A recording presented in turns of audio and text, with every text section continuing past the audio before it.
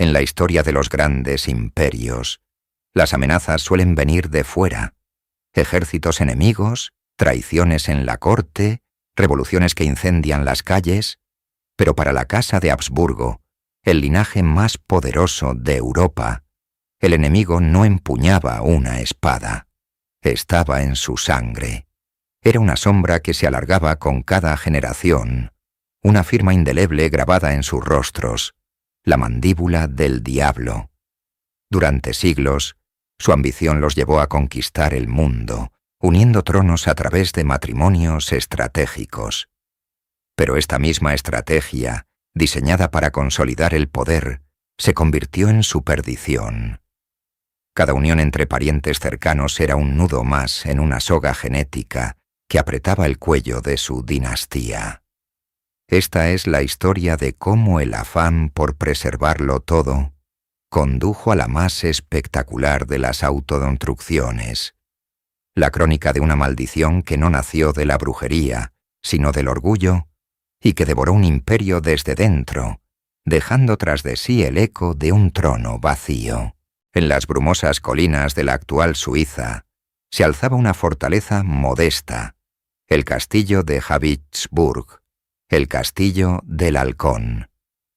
Desde este nido de piedra, una familia de nobles menores observaba un mundo de gigantes, un sacro imperio romano-germánico dominado por casas más antiguas y poderosas.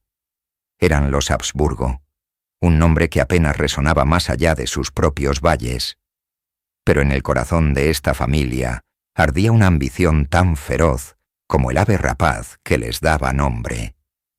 El año 1273 marcó el inicio de su improbable ascenso. Rodolfo I, un conde considerado de poca monta por sus rivales, fue elegido rey de los romanos, un movimiento estratégico de los príncipes electores que buscaban un monarca manejable. Subestimaron fatalmente su astucia y su determinación. Rodolfo no tenía intención de ser un títere. Su mirada estaba fija en el corazón de Europa. El ducado de Austria, en manos del poderoso rey Otakar II de Bohemia. El choque era inevitable. En 1278, en la batalla de Marchfeld, las ambiciones de ambos monarcas tiñeron las llanuras del Danubio.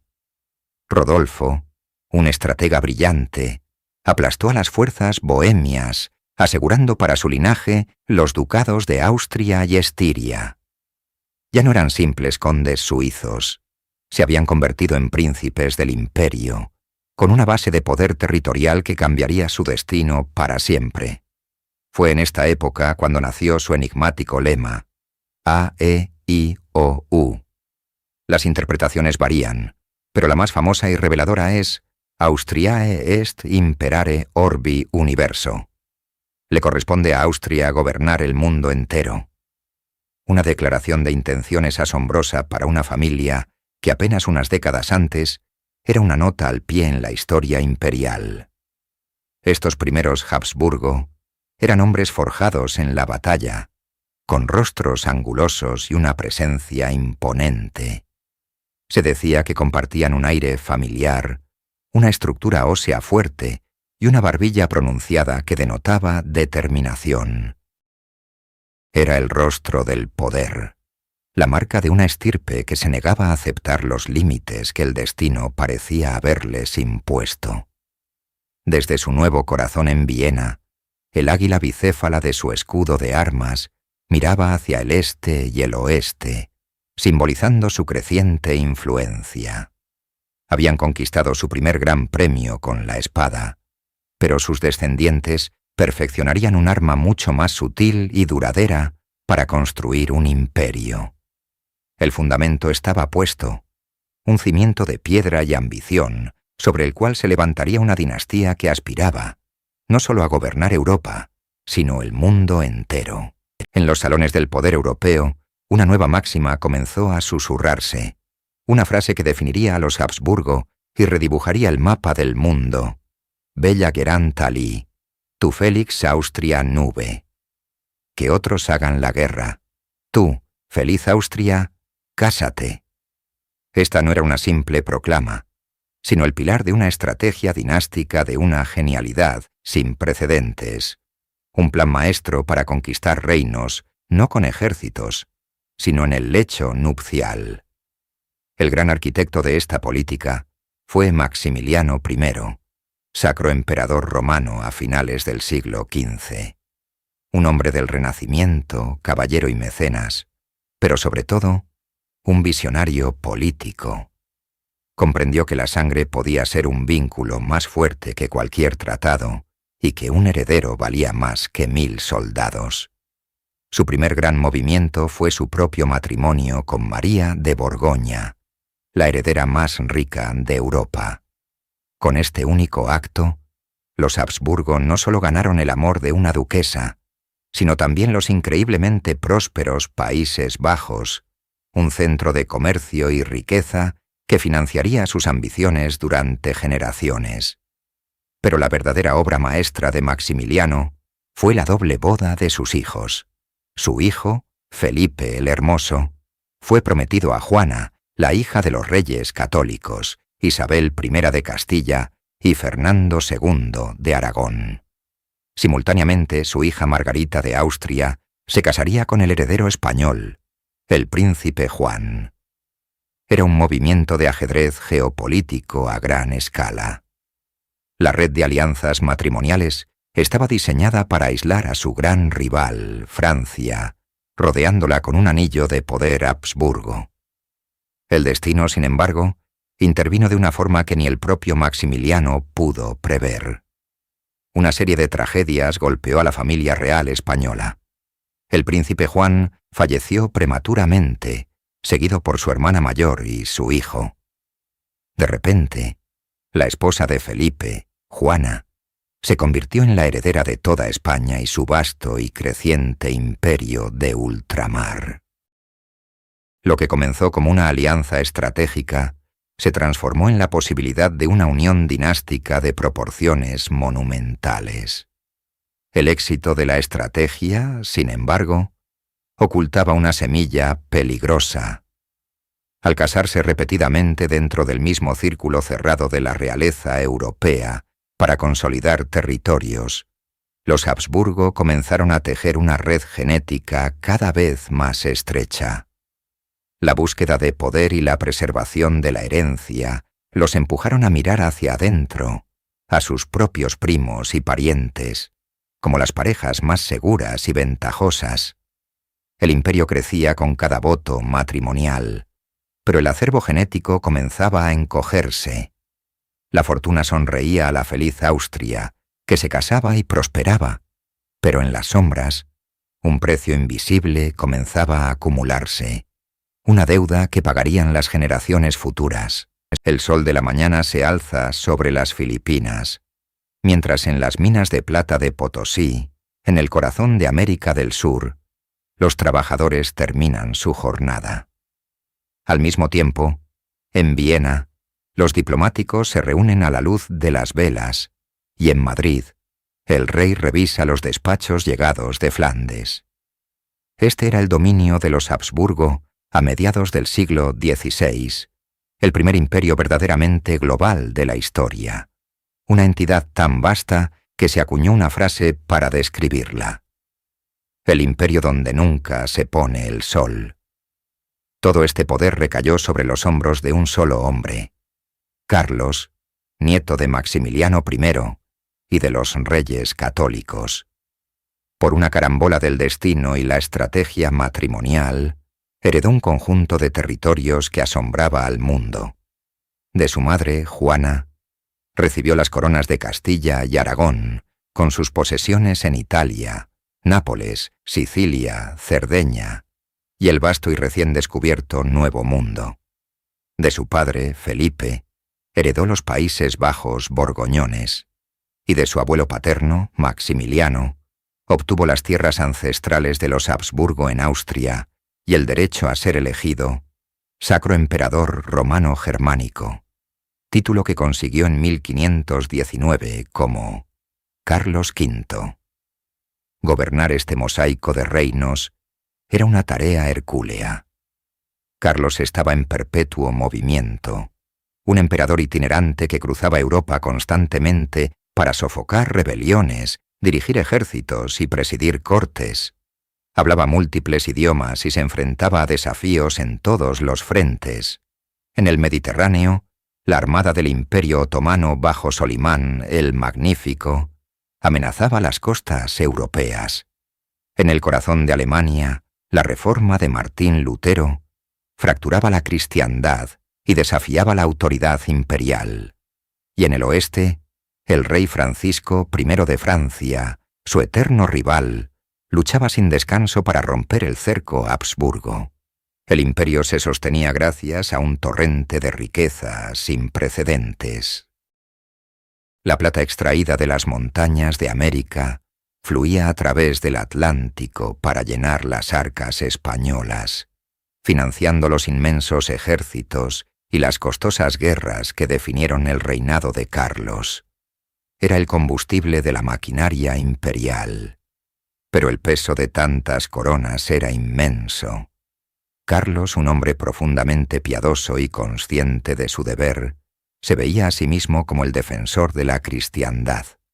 Sin embargo, la tensión de mantener unido un imperio tan diverso y acosado por tantos enemigos comenzó a hacer mella en él.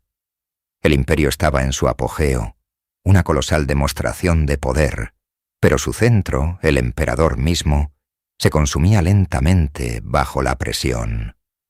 El sol nunca se ponía en sus dominios, pero la noche se acercaba para el hombre que los gobernaba. Al observar los retratos de Carlos V, pintados por el maestro Tiziano, el espectador no solo ve a un emperador, sino también un rasgo inconfundible que se convertiría en el sello de su linaje. La mirada es penetrante, la frente amplia, pero es la mandíbula lo que captura la atención.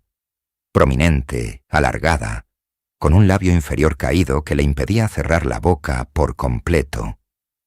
Era la mandíbula de los Habsburgo, el prognatismo mandibular que había aparecido sutilmente en sus antepasados, como su abuelo Maximiliano, pero que en Carlos se manifestó de forma inequívoca. Este no era solo un rasgo físico, era un desafío diario.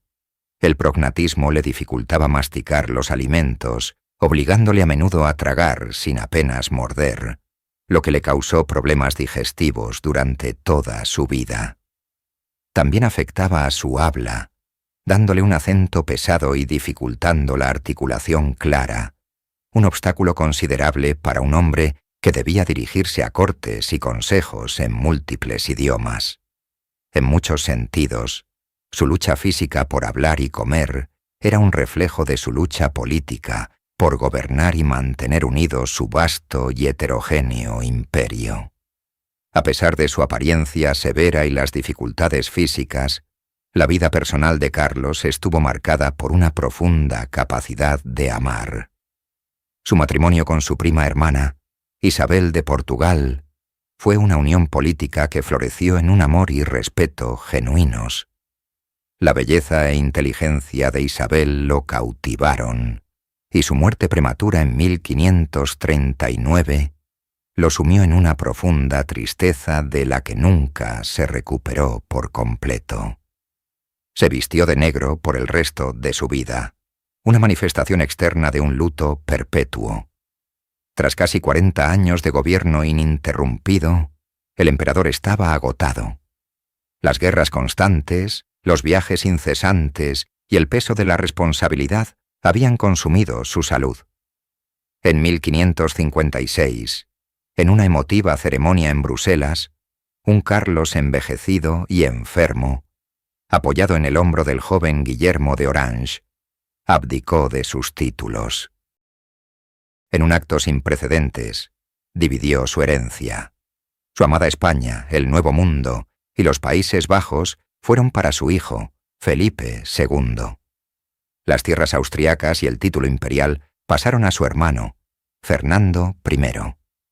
Esta decisión dividió la casa de Habsburgo en dos ramas, la española y la austríaca.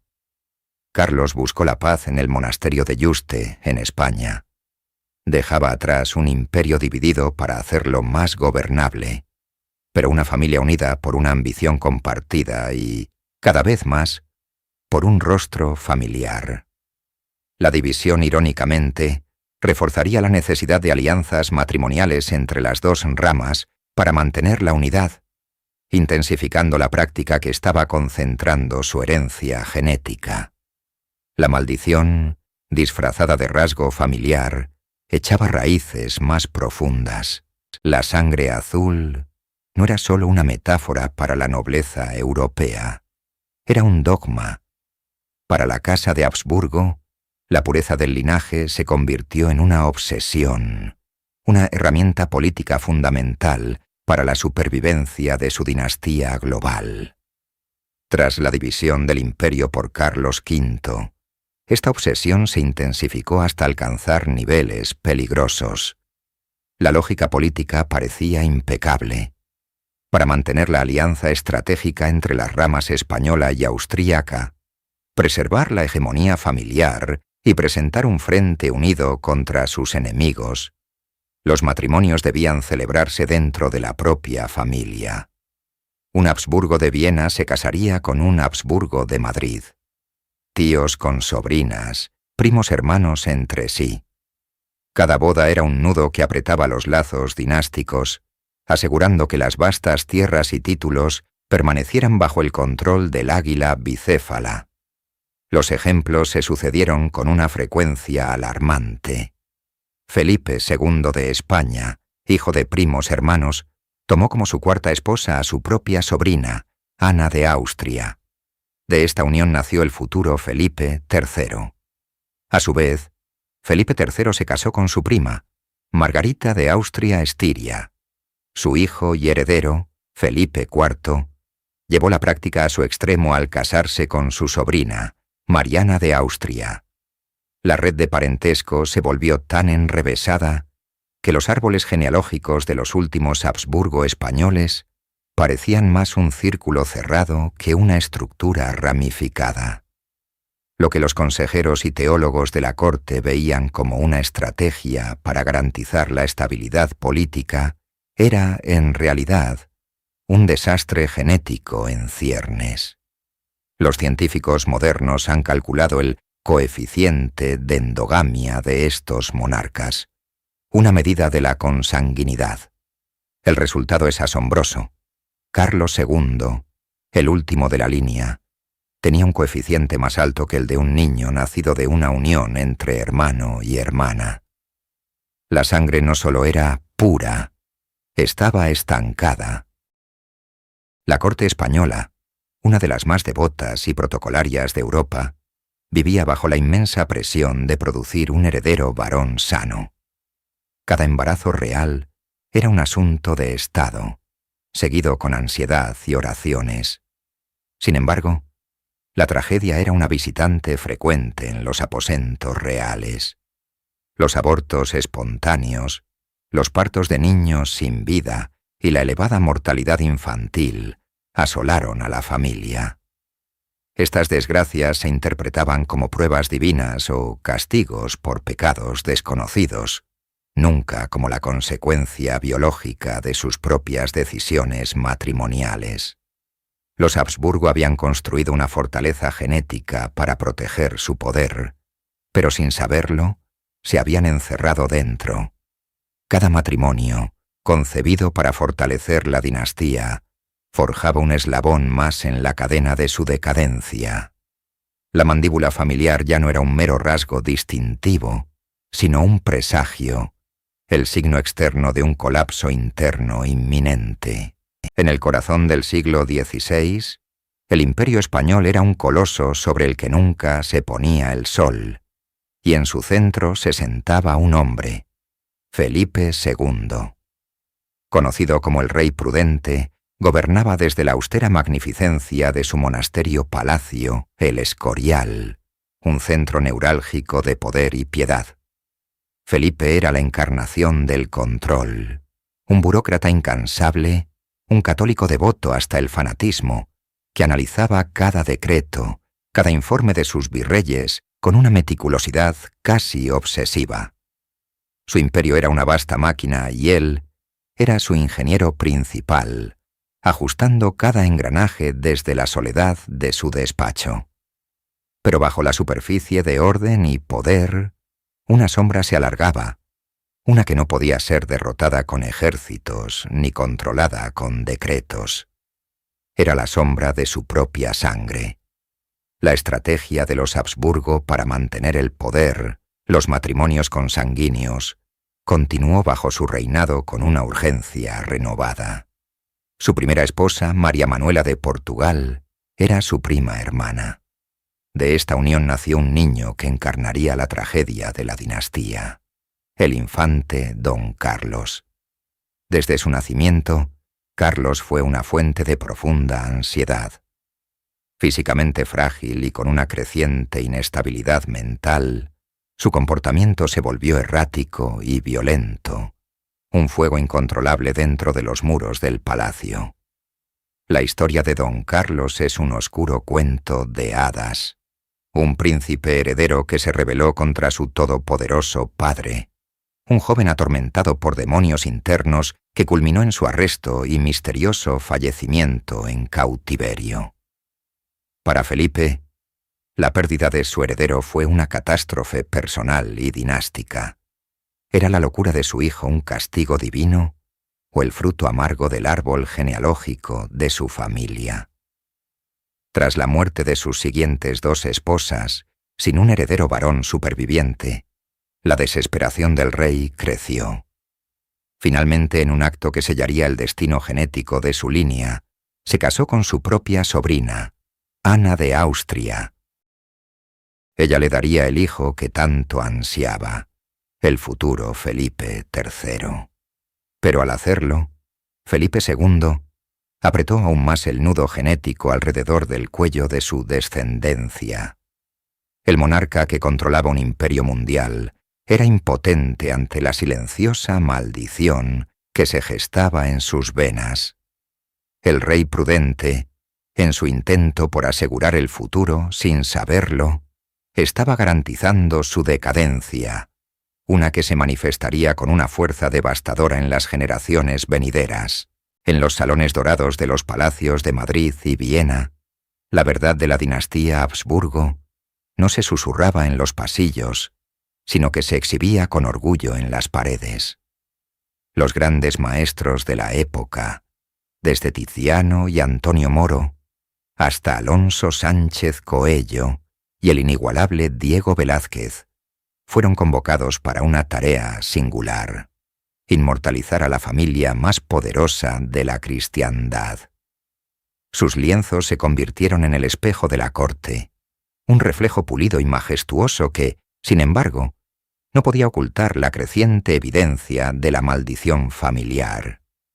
El prognatismo mandibular, la famosa mandíbula de los Habsburgo, y el labio inferior grueso y caído se convirtieron paradójicamente en un símbolo de estatus. Lejos de ser ocultados, estos rasgos fueron representados con una honestidad a menudo brutal, como si fueran parte de las joyas de la corona, una marca inconfundible de la sangre azul. En los retratos de Carlos V, la mandíbula es un signo de determinación y poder. En su hijo, Felipe II, es más sutil, un eco de la herencia. Pero a medida que pasaban las generaciones, el espejo del arte reflejaba una verdad cada vez más incómoda. Observemos los retratos de Felipe IV pintados por Velázquez. El artista, con su genio inigualable, no halaga ni esconde. Captura la melancolía en los ojos del rey, la palidez de su piel y la inconfundible estructura facial que ya no es solo un rasgo, sino una carga. La mandíbula es más pronunciada, la expresión más lánguida. Velázquez pinta al hombre detrás del monarca, un rey atrapado en un cuerpo que es a la vez el símbolo de su derecho divino y la prisión de su herencia genética. Las infantas, con sus elaborados vestidos y peinados rígidos, miran desde el lienzo con ojos tristes, sus rostros infantiles ya marcados por el sello familiar. Estos retratos eran propaganda, diseñados para proyectar poder, riqueza y continuidad dinástica. Pero con el tiempo, se convirtieron en algo más, un archivo clínico pintado al óleo. Cada nuevo retrato real era un nuevo punto en un gráfico de declive genético. La opulencia de los brocados, el brillo de las armaduras y la majestuosidad de los fondos palaciegos creaban un contraste desgarrador con la fragilidad humana de sus protagonistas. El espejo de la corte no mentía. Mostraba a una familia que en su obsesión por la pureza de su linaje había transformado su rostro en el mapa de su propia y lenta extinción. La mandíbula del diablo era sólo la manifestación más visible de una tormenta que se desataba en el interior de los Habsburgo. La endogamia, practicada durante siglos para consolidar el poder, había convertido su ilustre linaje en un caldo de cultivo para dolencias que atacaban tanto al cuerpo como a la mente. El imperio podía controlar continentes, pero no podía conquistar la fragilidad codificada en su propio ADN. Las enfermedades crónicas eran compañeras constantes en la corte. La gota, que atormentaba a Carlos V hasta el punto de no poder caminar. La hidropesía, que hinchaba los cuerpos de los monarcas, y una profunda melancolía que ensombrecía los pasillos del poder. Ningún caso ilustra la tragedia de forma más cruda que el del infante Don Carlos, heredero de Felipe II. Su vida fue una espiral de tormento. A sus deformidades físicas se sumaba una inestabilidad mental extrema, marcada por ataques de furia sádica y una paranoia delirante. Se dice que asaba animales vivos y que intentó agredir al duque de Alba. Su existencia era una amenaza para la estabilidad del trono, una bomba de tiempo con sangre real. La decisión de su propio padre de encarcelarlo fue el acto final de una tragedia inevitable, un rey obligado a neutralizar a su único hijo por el bien del imperio. En la rama austriaca de la familia, el emperador Rodolfo II ofrecía otro sombrío retrato. Un hombre de intelecto brillante, mecenas de las artes y las ciencias ocultas, que gradualmente se retiró del mundo. Se encerró en su castillo de Praga, rodeado de alquimistas y astrólogos, mientras su mente sucumbía a severas depresiones y una paranoia que le hacía ver enemigos en cada sombra. Su imperio se desmoronaba por la inacción, mientras él libraba una batalla perdida en el laberinto de su propia cabeza. Y antes que ellos, estaba la figura fundacional de esta narrativa de fragilidad mental, Juana I de Castilla, conocida como la Loca. Su historia, una compleja mezcla de posible enfermedad mental y cruel manipulación política por parte de su padre, esposo e hijo, sentó un precedente. Su confinamiento de por vida se convirtió en una advertencia susurrada a través de las generaciones. Estos no eran incidentes aislados, eran el resultado predecible de un sistema genético cerrado. Al casarse repetidamente entre parientes cercanos, los Habsburgo aumentaron drásticamente las posibilidades de que genes recesivos portadores de enfermedades se manifestaran. Cada nueva generación era una tirada de dados genéticos cada vez más cargada. El poder, la riqueza y la fe no ofrecían protección alguna. Eran hijos de la endogamia, príncipes y reyes nacidos en un palacio que era, en realidad, una jaula genética. Para las reinas y archiduquesas de la Casa de Habsburgo, el matrimonio era un deber dinástico y el lecho nupcial un campo de batalla. Su propósito primordial, por encima de todo, era producir un heredero varón sano que asegurara la continuación de la línea de sangre y la estabilidad del imperio. Sin embargo, en esta tarea crucial, se enfrentaron a un enemigo invisible y despiadado, la propia herencia genética de la familia. Los palacios de Madrid y Viena centros de un poder inmenso, se convirtieron en escenarios de una lucha desesperada y a menudo silenciosa contra la tragedia. Las guarderías reales, adornadas con sedas y brocados, fueron con demasiada frecuencia lugares de una profunda tristeza. La tasa de mortalidad infantil y juvenil entre los Habsburgo era alarmantemente alta. De los numerosos hijos nacidos de Felipe IV y sus dos esposas, ambas parientes cercanas, su sobrina en segundo lugar, la mayoría no sobrevivió a la infancia. El príncipe Baltasar Carlos, inmortalizado por Velázquez en majestuosos retratos ecuestres como la gran esperanza de la monarquía, falleció a los 16 años, sumiendo a la corte en la desesperación. Cada embarazo era recibido con una mezcla de esperanza y pavor. Se movilizaban médicos, se recitaban novenas y se exhibían reliquias sagradas. La superstición y la ciencia caminaban de la mano en un intento frenético por inclinar la balanza a favor de la vida. La presión sobre las reinas era insoportable. Mariana de Austria, sobrina y esposa de Felipe IV, soportó una pérdida tras otra.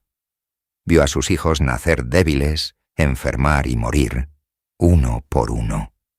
Su correspondencia revela la angustia de una madre atrapada en un ciclo de esperanza y duelo, consciente de que el futuro de un imperio global dependía de su capacidad para concebir y dar a luz a un niño que pudiera sobrevivir. La cuna vacía se convirtió en el símbolo más poderoso de la crisis dinástica. Representaba el fracaso de la estrategia central de los Habsburgo.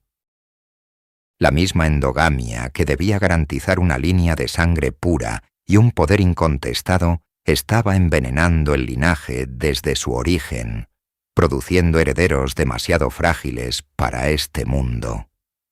Cada funeral de un infante era una herida más en el cuerpo de la dinastía, un recordatorio de su creciente vulnerabilidad. La lucha por un heredero sano se convirtió en una obsesión que dominó la política y la vida personal de la corte durante décadas. Y fue en medio de esta atmósfera de ansiedad y pérdida, después de innumerables fracasos, que finalmente nació un niño que sobreviviría, el último vástago varón de los Habsburgo españoles. Un niño que llevaría en su frágil cuerpo el peso acumulado de todas las uniones consanguíneas que le precedieron, el resultado final de la maldición. Para comprender la tragedia de los Habsburgo, debemos ir más allá de los retratos y las crónicas de la corte y adentrarnos en el laberinto invisible de su propia genealogía. Lo que sus contemporáneos atribuían a la voluntad divina, a la brujería o a la mala suerte, la ciencia moderna lo identifica con una claridad implacable. Un caso extremo de endogamia con consecuencias genéticas devastadoras. La estrategia de casarse entre parientes cercanos, primos hermanos, tíos y sobrinas, no era exclusiva de los Habsburgo, pero ninguna otra dinastía la practicó con tal intensidad y durante tanto tiempo. Su árbol genealógico, en lugar de extender sus ramas, se replegó sobre sí mismo, enredándose en un nudo cada vez más apretado. Los genetistas utilizan un concepto llamado coeficiente de endogamia para medir la probabilidad de que un individuo herede dos copias idénticas de un gen de un antepasado común. En la población general, este coeficiente es cercano a 0. En el caso de Carlos II de España, el último de la línea, su coeficiente era asombrosamente alto, superior al de la descendencia de una unión entre hermano y hermana. Sus padres, Felipe IV y Mariana de Austria, ya eran tío y sobrina. Pero si retrocedemos en su linaje, encontramos un patrón repetitivo. De sus 8 bisabuelos, 6 descendían de una sola persona, Juana I de Castilla. El laberinto genético tenía muy pocas salidas. Esta práctica no nació de la ignorancia, sino de un cálculo político despiadado. El imperio de los Habsburgo era un mosaico de territorios dispares, desde España y las Américas hasta los Países Bajos y Austria. Los matrimonios internos eran el pegamento que mantenía unido este vasto conglomerado, asegurando que las coronas y las tierras permanecieran en la familia. Era una estrategia de contención geopolítica que, irónicamente, provocó una implosión biológica. Al limitar drásticamente la diversidad genética, permitieron que genes recesivos deletéreos, que normalmente permanecen ocultos, se encontraran y se expresaran con una frecuencia trágica. Cada generación aumentaba la carga genética negativa. La mandíbula prominente, la alta mortalidad infantil, las enfermedades crónicas y la fragilidad mental no eran maldiciones separadas, sino síntomas interconectados de una única causa subyacente. Eran el precio biológico de una ambición política desmedida. La familia había construido un imperio formidable, pero para protegerlo, crearon un laberinto genético del que no podían escapar. Y al final de ese laberinto no esperaba un tesoro, sino un callejón sin salida. Un rey tan afectado por la herencia de sus antepasados que era incapaz de gobernar eficazmente o de producir un heredero. El sistema diseñado para perpetuar el poder se convirtió en el instrumento de su propia aniquilación. En 1599, una joven archiduquesa de 17 años llegaba a España para unirse en matrimonio con su primo, el rey Felipe III. Su nombre era Margarita de Austria-Estiria, una mujer cuya piedad e inteligencia pronto se convertirían en una fuerza inesperada dentro de la anquilosada corte española. No era una consorte pasiva, era un Habsburgo con una voluntad de hierro, destinada a enfrentarse a la corrupción que carcomía el corazón del imperio. Desde su llegada, Margarita observó con desconfianza la figura omnipotente que ensombrecía a su esposo, el duque de Lerma. Francisco de Sandoval y Rojas, el valido del rey, había transformado el gobierno en un negocio personal, enriqueciendo a su familia y a sus aliados mientras el tesoro real se vaciaba. Margarita, dotada de una aguda perspicacia política, vio el peligro. Se convirtió en la líder de una facción en la corte que se oponía abiertamente a Lerma, luchando por la influencia sobre el apático monarca. Su salón se transformó en el centro neurálgico de la oposición, un lugar donde nobles y ministros descontentos encontraban una voz y una protectora. Pero su lucha no era solo política. Como reina, Margarita entendía que su deber principal era continuar la línea dinástica. Cumplió con su papel de manera prolífica, dando a luz a 8 hijos, asegurando así la sucesión con el nacimiento de Felipe, el futuro cuarto de su nombre. Sin embargo, cada alumbramiento era un tributo pagado a la maldición familiar. La consanguinidad que la unía a su esposo era un hilo invisible que tejía la fragilidad en la salud de sus vástagos. Ella misma, a pesar de su fortaleza de carácter, sufría de una salud delicada, un recordatorio constante de que la sangre de los Habsburgo era a la vez su privilegio y su condena. Su mecenazgo de las artes también dejó una huella imborrable, promoviendo como artistas y la fundación de conventos como el de la Encarnación en Madrid, un refugio espiritual y un centro de poder. En 1611, tras el nacimiento de su último hijo, la reina cayó enferma. La ciencia médica de la época, impotente, no pudo hacer nada. Su partida, a la temprana edad de 26 años, fue un golpe devastador para el reino y para el propio rey, quien se sumió en una profunda melancolía. Con su muerte, el principal contrapeso al poder de Lerma desaparecía. El duque, libre de su más formidable adversaria, afianzó su control sobre el gobierno, llevando al imperio a una espiral de decadencia aún más profunda.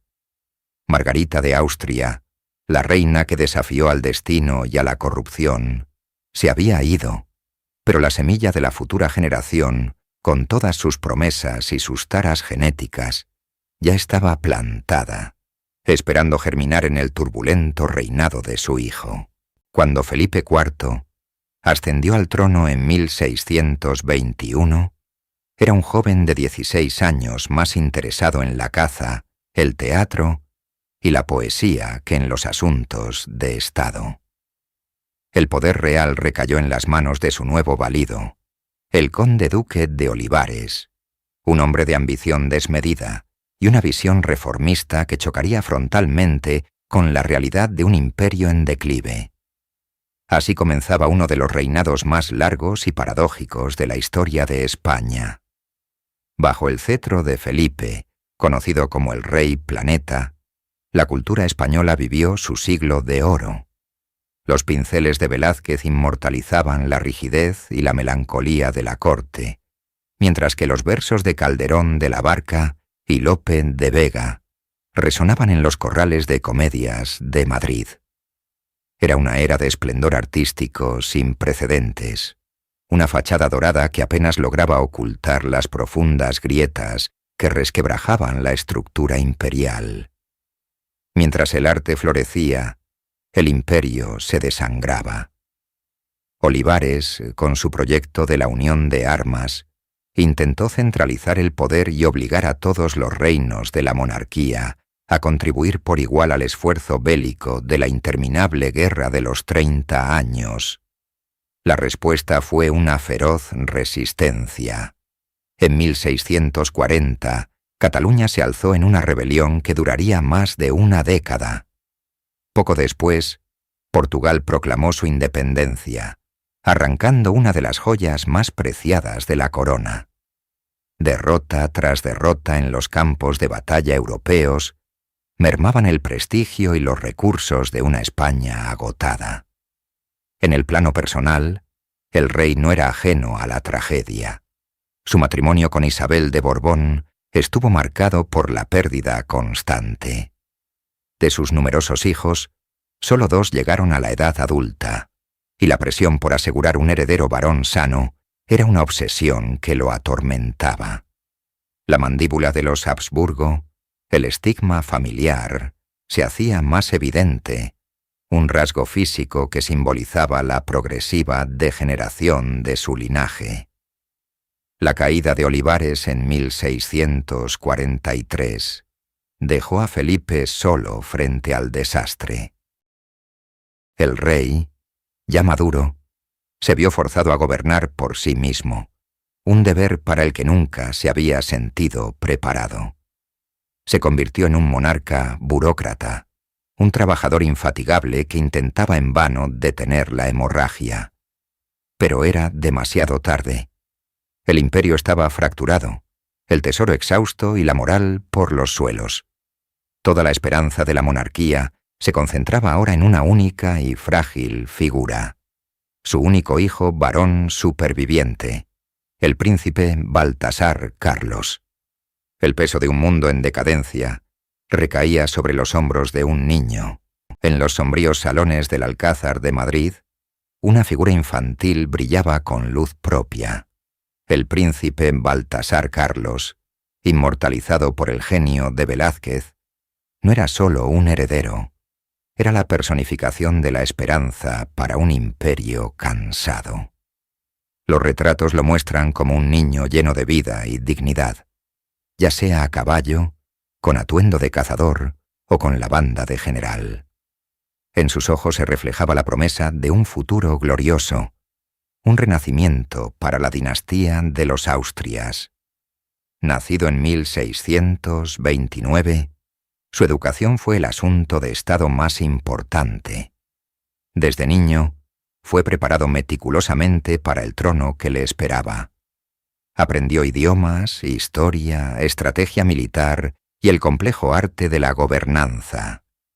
A diferencia de su padre, Baltasar Carlos mostraba un temprano interés y una notable aptitud para los deberes regios. Era carismático, inteligente y poseía una vitalidad que contrastaba con la melancolía de su padre, Felipe IV. El rey lo idolatraba. Veía en su hijo todo lo que él no había sido. Un líder nato, un futuro monarca capaz de restaurar el prestigio perdido de España. El príncipe comenzó a participar en las reuniones del Consejo de Estado a una edad temprana, y su presencia en actos públicos era aclamada por un pueblo que depositaba en él sus anhelos de un mañana mejor. Era la joya de la corona, el pilar sobre el que se construiría la continuidad de la Casa de Habsburgo. En 1646, para afianzar lazos dinásticos, se organizó su viaje a Aragón y Navarra, donde debía jurar como heredero. Acompañaba a su padre en un recorrido triunfal.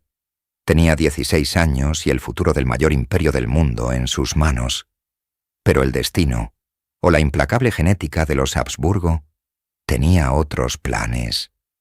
En Zaragoza, tras unas celebraciones, el príncipe cayó repentinamente enfermo. Una fiebre violenta lo postró en cama. La noticia corrió como la pólvora, sembrando el pánico en la corte. Los mejores médicos del reino se congregaron a su alrededor, aplicando sangrías y remedios inútiles contra un mal desconocido y fulminante. Felipe IV, desesperado, pasaba días y noches en vigilia, rezando por un milagro que nunca llegó. El 9 de octubre de 1646, la luz de la esperanza se extinguió.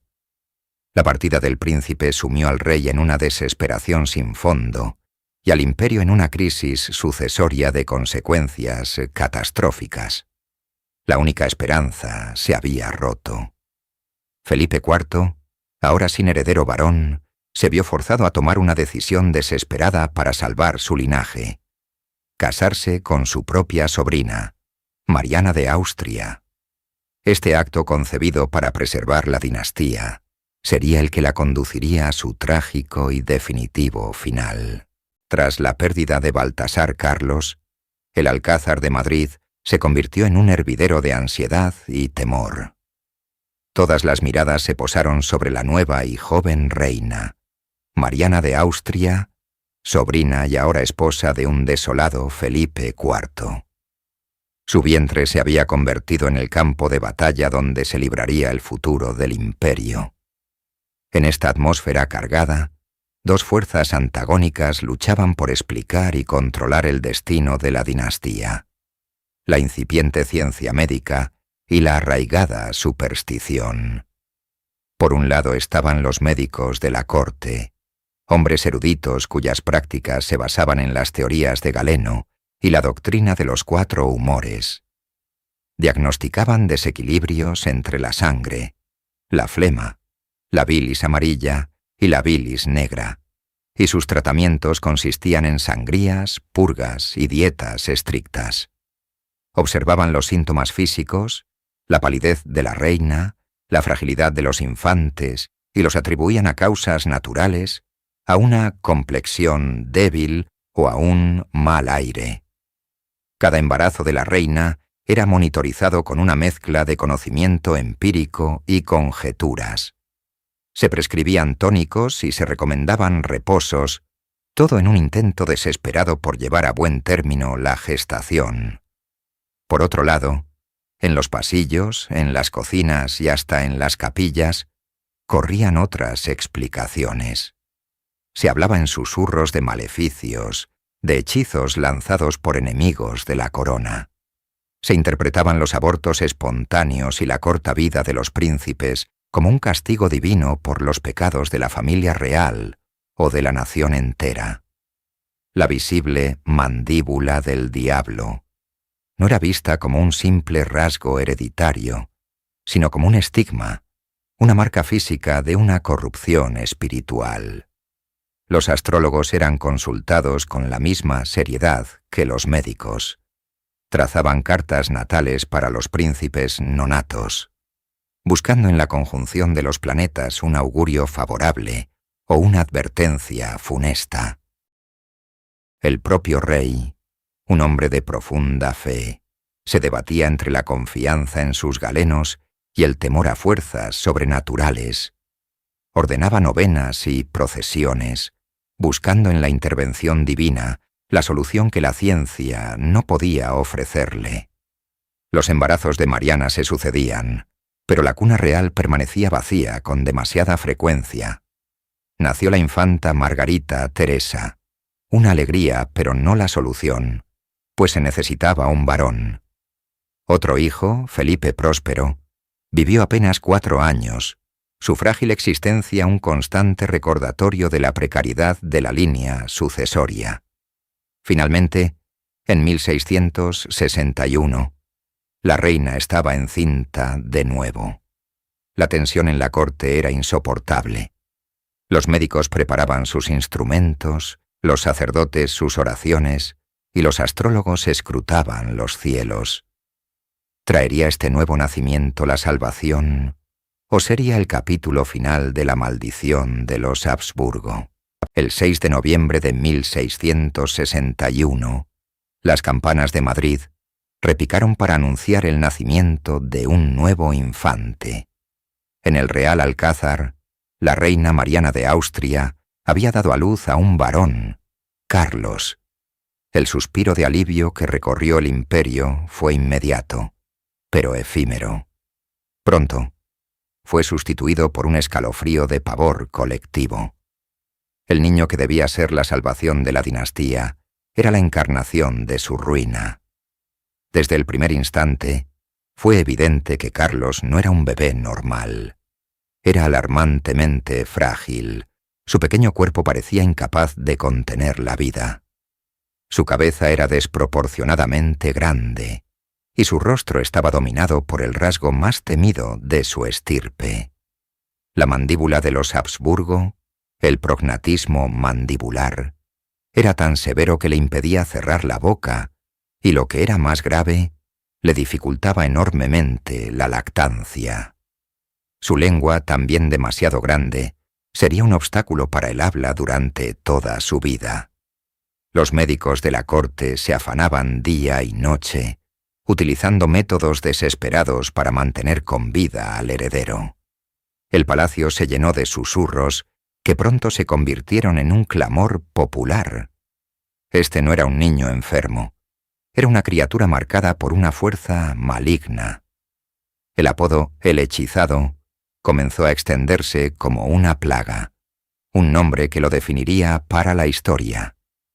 Carlos era el resultado final y trágico de una política de alianzas que había convertido el árbol genealógico de los Habsburgo en un círculo cerrado. Siglos de matrimonios entre tíos y sobrinas y primos hermanos habían alcanzado su punto culminante. Su coeficiente de consanguinidad era superior al de un niño nacido de una unión entre hermano y hermana.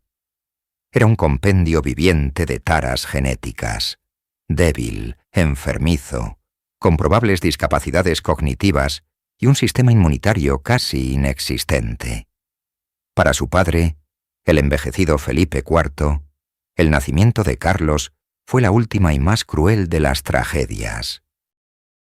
Al mirar a su hijo, no veía a un sucesor, sino el reflejo de la decadencia de su casa y de su imperio. El vigor y la esperanza que había depositado en Baltasar Carlos se habían transformado en el terror y la lástima que le inspiraba este nuevo vástago. La salud del rey planeta se desmoronó rápidamente. Sus últimos años fueron una carrera contra el tiempo, consumido por la angustia de dejar su vasto imperio en manos de un niño que apenas podía sostenerse en pie. Redactó un testamento político detallado, una guía desesperada para su esposa, la futura regente, sobre cómo navegar en las procelosas aguas de la política. El monarca más poderoso de la cristiandad se había reducido a un padre asustado, legando un mundo al borde del abismo a un rey que la historia recordaría no por sus hazañas, sino por su apodo, el hechizado. En los salones dorados del Real Alcázar de Madrid, una sombra se arrastraba, un eco viviente de la grandeza desvanecida de su linaje. Carlos II, en la última década del siglo XVII, era menos un monarca y más un símbolo trágico de la decadencia. Su cuerpo, un mapa de las consecuencias de siglos de endogamia, se había convertido en una prisión. La famosa mandíbula Habsburgo, tan pronunciada que sus dientes apenas se encontraban, convertía cada comida en un suplicio y cada palabra en un murmullo difícil de descifrar. A sus 30 y tantos años, aparentaba ser un anciano. Su cabello era ralo y blanco, su piel pálida y casi translúcida, y sus piernas, débiles y deformes, apenas podían sostener su frágil figura sin ayuda. El rey de un imperio global no podía caminar solo por sus propios aposentos. La corte española se había transformado en una sala de hospital perpetua, un hervidero de intrigas susurradas al compás de la tos del rey. Los médicos, con sus sangrías, purgas y remedios ineficaces, desfilaban sin cesar, ofreciendo diagnósticos que iban desde la melancolía hasta la simple debilidad constitucional. Pero la enfermedad que corroía al rey era la misma que debilitaba a su reino: la parálisis. Mientras Carlos se marchitaba, España entera contenía la respiración. Cada ataque epiléptico, cada fiebre, cada desmayo, enviaba ondas de pánico por todas las cancillerías de Europa. Sin un heredero, el trono de España era el premio más codiciado del continente, y dos grandes buitres sobrevolaban Madrid: los Borbones de Francia y los Habsburgo de Austria. En el centro de esta telaraña se encontraba la reina, Mariana de Neoburgo, su segunda esposa. Desesperada por concebir un sucesor que afianzara su posición y la de su familia austriaca, sometió al rey y a sí misma a todo tipo de tratamientos y rituales de fertilidad. Su frustración se convirtió en una ambición política feroz, manipulando el acceso al monarca y luchando contra la facción profrancesa liderada por el poderoso cardenal Portocarrero. El palacio era un campo de batalla silencioso, donde las armas eran rumores, venenos y alianzas secretas. Cada facción rezaba por la supervivencia del rey, solo hasta que pudieran asegurar que su candidato estuviera nombrado en el testamento. La fragilidad de Carlos era la fragilidad del imperio. Su cuerpo enfermo reflejaba un estado plagado de corrupción, derrotas militares y una economía en ruinas. La cuestión ya no era si el rey moriría, sino cuándo, y qué pedazo del vasto imperio español se llevaría cada potencia en el reparto. La agonía de un hombre era el preludio de la agonía de un continente. Y cuando la ciencia y la medicina demostraron su total impotencia, la corte, en su más profunda desesperación, se volvió hacia el cielo, buscando respuestas en un reino más allá de lo terrenal. El olor a incienso y cera sagrada se mezclaba con el hedor de la enfermedad en las estancias reales. La fe se convirtió en la última, y más terrible, medicina. A medida que la salud de Carlos II se deterioraba, la explicación racional dio paso a la superstición. La idea de que el rey no estaba simplemente enfermo, sino hechizado, se apoderó de la mente de la corte y del propio monarca. España, una nación forjada en la Reconquista y la Contrarreforma, siempre había vivido con un pie en el mundo espiritual, y ahora la crisis de sucesión abría las puertas a sus miedos más profundos. La reina Mariana de Neoburgo, influenciada por sus confesores alemanes y viendo una oportunidad para atacar a sus rivales políticos, fue una de las principales impulsoras de la teoría del maleficio. Se susurraba que la impotencia del rey y la esterilidad de sus dos matrimonios eran obra de la magia negra, un complot diabólico para destruir a la rama española de los Habsburgo. El inquisidor general, el cardenal Rocabertí, convencido de la posesión demoníaca, autorizó una investigación espiritual. Se trajo a la corte a Fray Antonio de Froilán Díaz, un reputado exorcista, para que interrogara a los demonios que supuestamente atormentaban al rey. Lo que siguió fue uno de los espectáculos más extraños y sombríos de la historia de la monarquía europea. En la intimidad de la Cámara Real, el rey de España y las Indias era sometido a largos y agotadores rituales. Se le instaba a beber pócimas bendecidas, se le cubría con reliquias sagradas y se le obligaba a escuchar letanías interminables.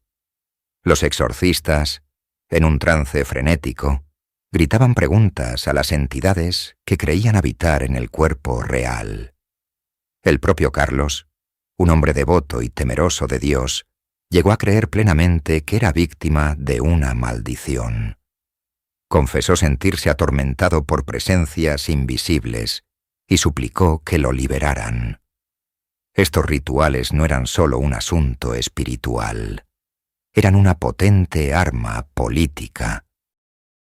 Las confesiones obtenidas durante los exorcismos se usaban para implicar a figuras de la facción rival, como la reina madre Mariana de Austria, ya fallecida, a quien acusaron póstumamente de haber hecho un pacto para asegurar el nacimiento de su hijo.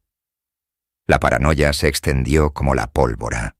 El palacio se llenó de amuletos y agentes de la Inquisición, mientras la salud del rey, tanto física como mental, se resentía bajo la presión de aquellos tormentos.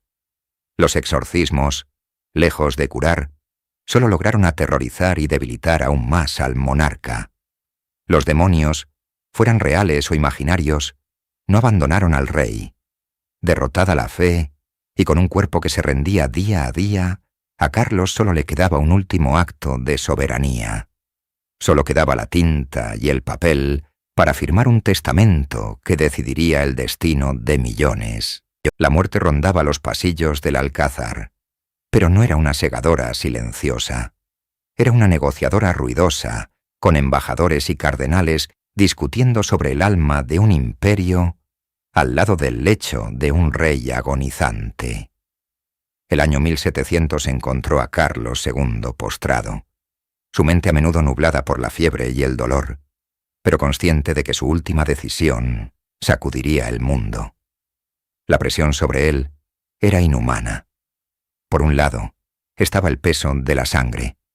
Su familia, los Habsburgo de Viena, encabezados por el emperador Leopoldo I, reclamaban su herencia dinástica. El archiduque Carlos de Austria era el candidato natural para continuar la estirpe.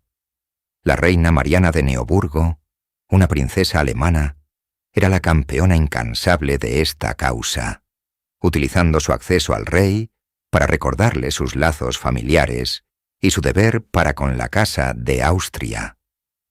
Por otro lado, se alzaba el poder abrumador de la Francia de Luis XIV, el Rey Sol. Su nieto, Felipe, duque de Anjou, también tenía un reclamo legítimo a través de su abuela, María Teresa de Austria, hermana de Carlos II. La facción francesa, liderada por el astuto y pragmático cardenal Portocarrero, arzobispo de Toledo, presentaba un argumento aterrador y convincente. Solo el poder militar de Francia podía garantizar que el imperio español permaneciera unido. Elegir al candidato austriaco, argumentaban, era invitar a las demás potencias a repartirse los territorios españoles como un botín de guerra. Carlos estaba atrapado en un dilema tortuoso.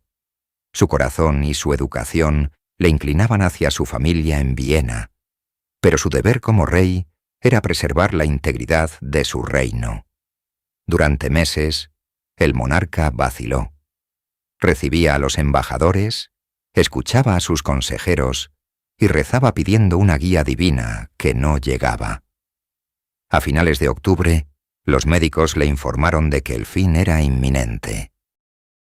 El cardenal Portocarrero tomó el control de la situación, impidiendo que la reina viera a su esposo y rodeando al rey con partidarios de la causa borbónica. El 3 de octubre de 1700, en una escena cargada de un dramatismo histórico, se le presentó a Carlos el testamento definitivo. Con la mano temblorosa, apenas capaz de sostener la pluma, el último rey Habsburgo de España firmó el documento que nombraba a Felipe de Anjou como su único y universal heredero. Fue su último acto de gobierno, una renuncia a su propia dinastía por el bien de su nación. El 1 de noviembre de 1700, Carlos II exhaló su último aliento. Días después, ante el Consejo de Estado, se rompió el sello de su testamento. El nombre que se leyó en voz alta no fue el de un Habsburgo, fue una chispa que encendería Europa. La última voluntad de un rey moribundo no trajo la paz. Trajo el estruendo de los cañones y el galope de la caballería.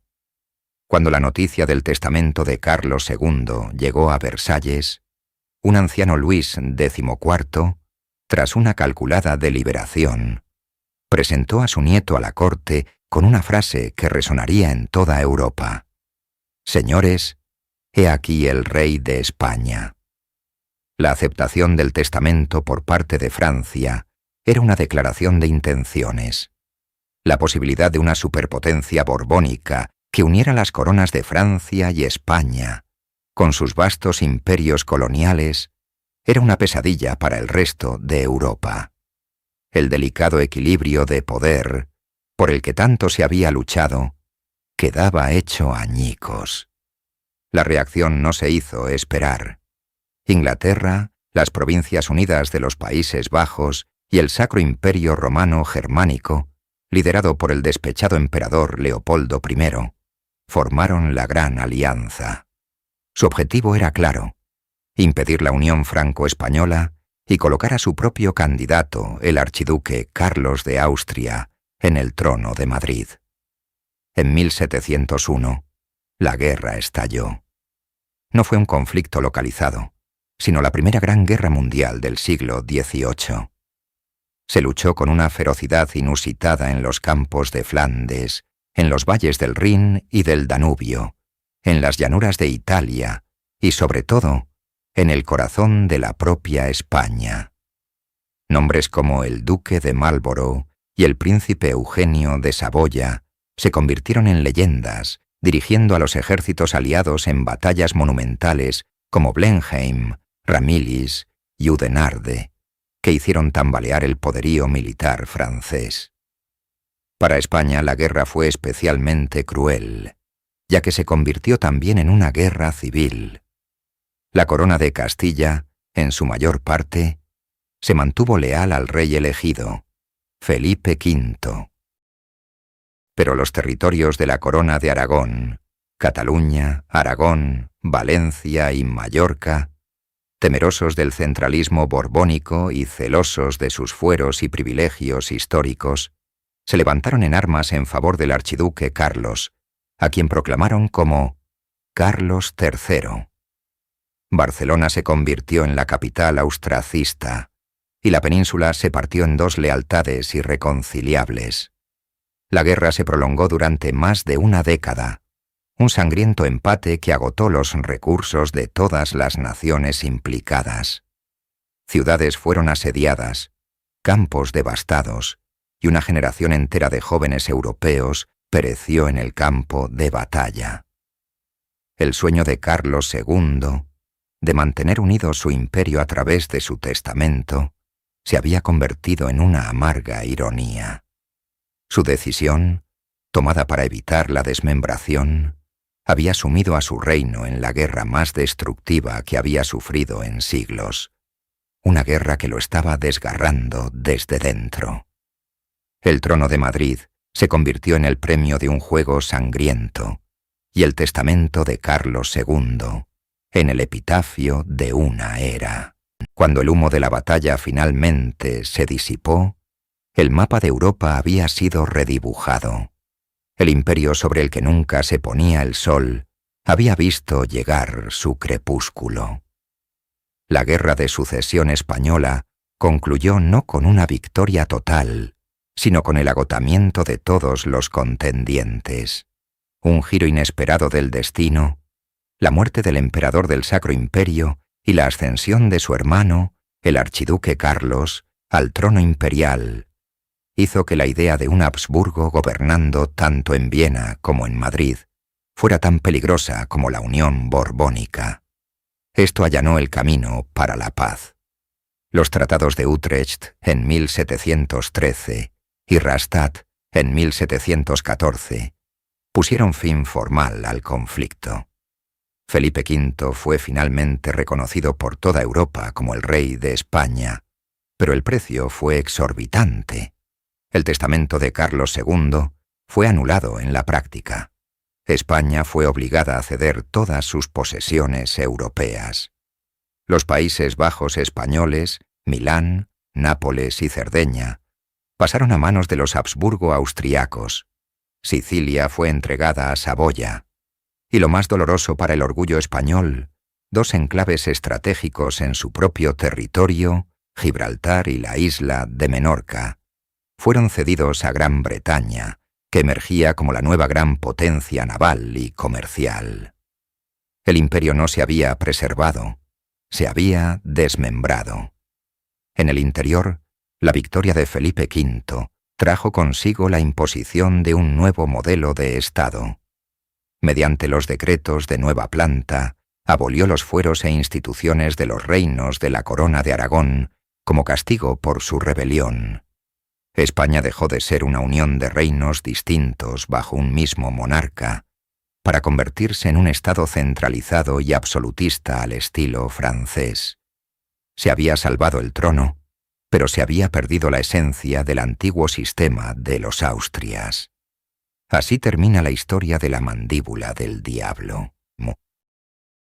Lo que comenzó como una estrategia de poder, una obsesión por consolidar territorios y mantener la sangre pura a través de matrimonios consanguíneos, se convirtió en el germen de la propia destrucción de la dinastía. La endogamia concentró el poder, pero también concentró los defectos genéticos, la mandíbula prognática, la epilepsia, la fragilidad y, finalmente, la esterilidad de Carlos II. No fueron una maldición divina ni un hechizo demoníaco. Fueron la consecuencia inevitable, biológica, de las decisiones de sus antepasados. La mandíbula de los Habsburgo, forjada en el yunque de la ambición dinástica y el orgullo de sangre, asestó el golpe final. No fue un enemigo externo, sino un defecto interno, cultivado a lo largo de siglos, lo que finalmente cerró las puertas de un imperio y puso fin a la estirpe de los Austrias en España. La maldición al final no estaba en los astros ni en los demonios, sino en la propia sangre.